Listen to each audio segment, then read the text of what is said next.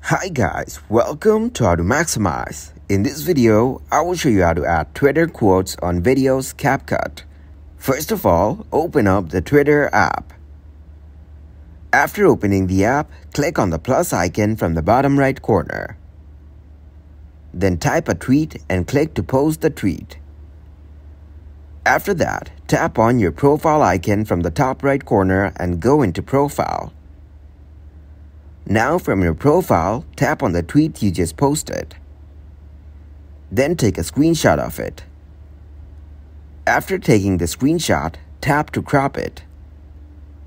Once you save the cropped photo, then click to open up the Capcut app. After opening the app, tap on New Project. Select a video and click to add it as your new project. After adding the video, click on the Overlay button. Then go into Photos and tap on the screenshot of your tweet. Now tap and drag the photo length as per your video's length. Then click on Blend from the bottom bar. And you can choose the different options to blend the quotes on video. You can also set the opacity of the quote. Then click to save it from the top right corner.